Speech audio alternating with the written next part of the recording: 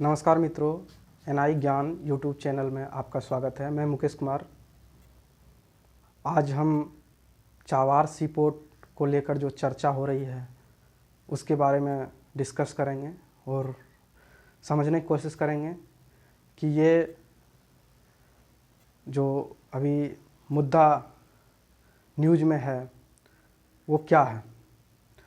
तो सबसे पहले इसका थोड़ा सा हिस्ट्री जान लेते हैं, उसके बाद भारत को इससे क्या बेनिफिट है वो चीज़ जान लेते हैं, और ये अभी करंट मुद्दा क्यों है, क्यों बना है, इसके बारे में भी जानते हैं। और कुछ अतिरिक्त बातें मैं बताऊंगा, इसके बारे में आप जानिए।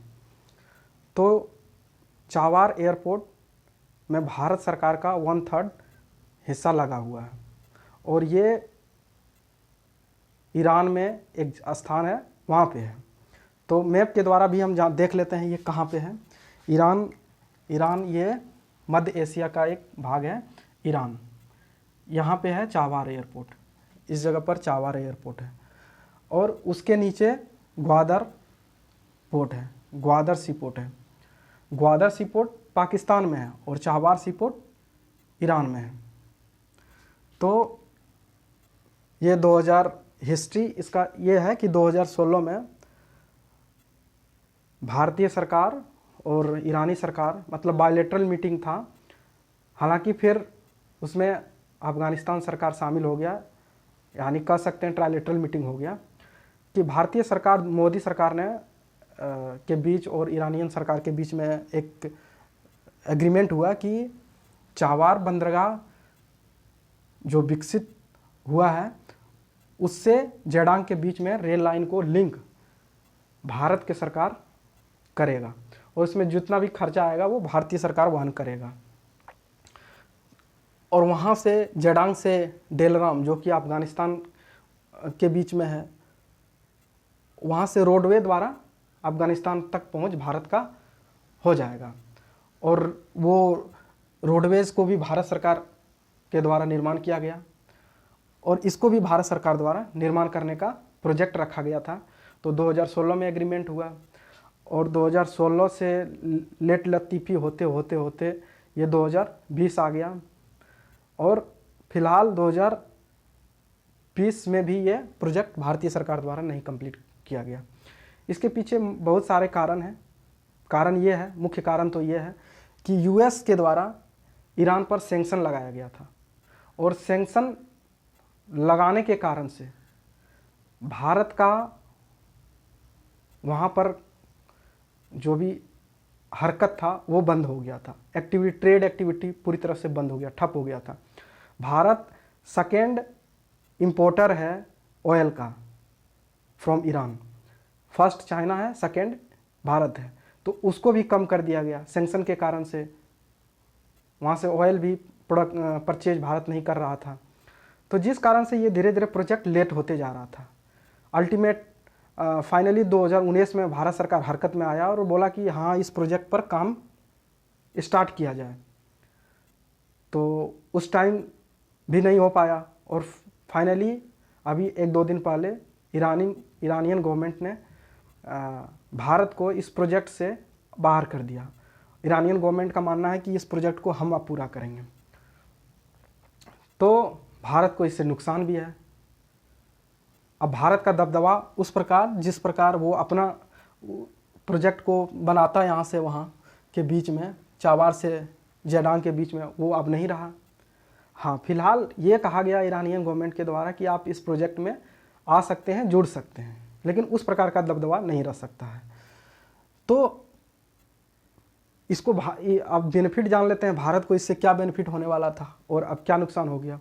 भारत को इससे बेनिफिट ये था कि चावार एयरपोर्ट होते हुए, जेडांग होते हुए भारत अफ़गानिस्तान तक पहुंच बना सकता था।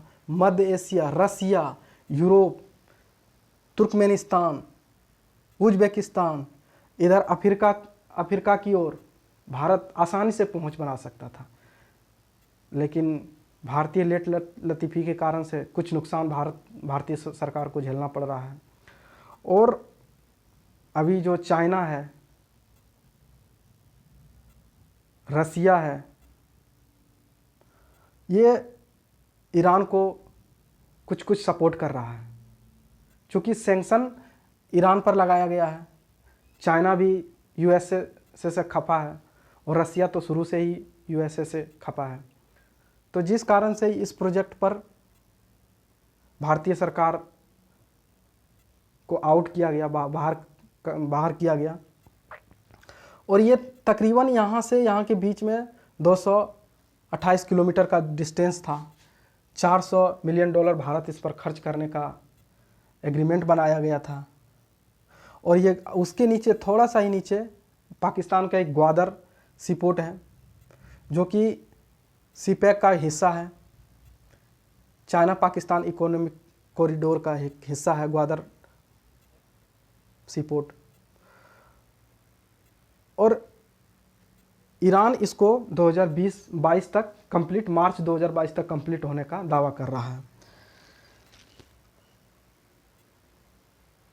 और एडिशनल जानकारी ये है कि एक आशगाबाद एग्रीमेंट हुआ है इंडिया और अदर कंट्री के बीच में। ये आशगाबाद एग्रीमेंट ऐसा एग्रीमेंट है कि इंडिया मध्य एशिया, रसिया, यूरोप कंट्री के साथ ट्रेड अगर करता है तो उसको बहुत ज़्यादा डॉक्यूमेंट का आवश्यकता नहीं होगा। वो नॉर्मली जनरली जो ट्रेड एक कंट्री के बीच में किया जाता है वो कर सकता था इस आशगाबाद एग्रीमेंट के तहत। लेकिन अब भारतीय सरकार इस प्रोजेक्ट को गंवाता हुआ नज़र आ रहा है। तो फिलहाल ईरानियन गवर्नमेंट ने इसे बाद में ज्वाइन करने के लिए कहा गया है उसके द्वारा कि आप ज्वाइन कर सकते हैं। लेकिन मेरा मानना है कि जिस प्रकार का दबदबा इसमें भारतीय सरकार का रहता, अगर वो प्रोजेक्ट को पूरा भारतीय गवर्नमेंट करता, वो अब नहीं रहेगा।